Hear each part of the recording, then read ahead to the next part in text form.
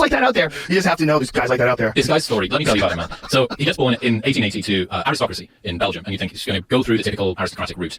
He goes to Balliol College in Oxford. His father wants him to go and study law, and you think, right, that's the end of the story there. At 19, he decides that he wants to go and see war.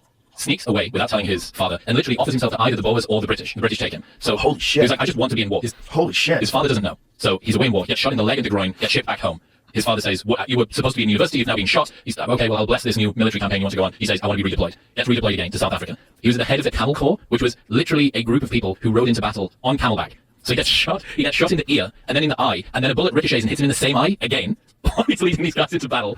He gets sent back home. The British military say he wants to go out on the First World War. He wants to go to the front lines of the First World War now. But they said, we can't send a guy with one eye out there because it's going to look like we've got really weak soldiers. So he gave him a glass eye. He said, the only way you can go back out is if you wear this glass eye. He said, oh, okay. In the taxi, leaving the hospital, takes it out, throws it out the window, and starts wearing an eye patch. The first battle that he's in, when he rejoins the army in World War I, a piece of shrapnel explodes his hand, and all that's left are two fingers hanging on by the skin of the palm of his hand, and his watch actually embeds itself in his arm too. So this is the first thing that he's encountered again. Goes to the field hospital. The doctor declines to amputate the fingers, so he just rips them off in front of him because he's in so much pain. The arm then has to be amputated. So he says to the guys again, I want to be redeployed. They're like, you are now a one-eyed amputee.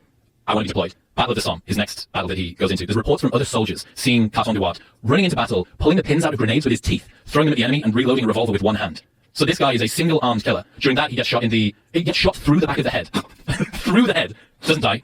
In subsequent battles, he got promoted for 24 hours before he threatened to punch his superior and then got demoted again. So he's just like this totally wild dude. Anyway, he goes through this series of different difficult military exposés. He takes over 3 squadrons who don't have a commanding officer. None of them have any communication. So this one-armed, one-eyed guy, decides to run back and forth between the 3 different companies, communicating his own orders. Rather than using a messenger, he just does it himself. That was why he got the Victoria Cross for, which is our equivalent of the Medal of Honor. During this time, he shot a bunch more. You think, right, okay, this guy's just led the most insane campaign through the Boer War and the First World War. Time for him to retire.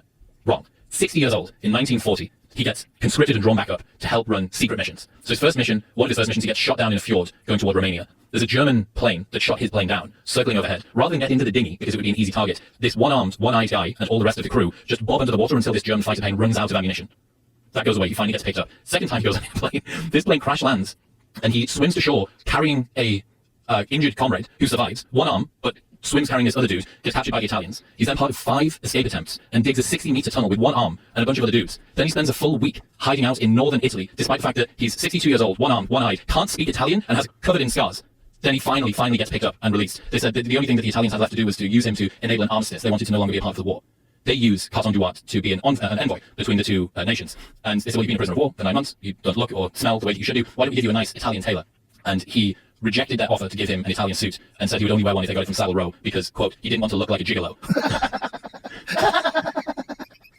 This guy's a human badger. He's 31 medals, shot nearly as many times, got used. He insulted Mao. He insulted Chairman Mao in China when he got used by Winston Churchill. There's photos of him stood behind Churchill, eye patch, just a fucking sleeve, and he's my new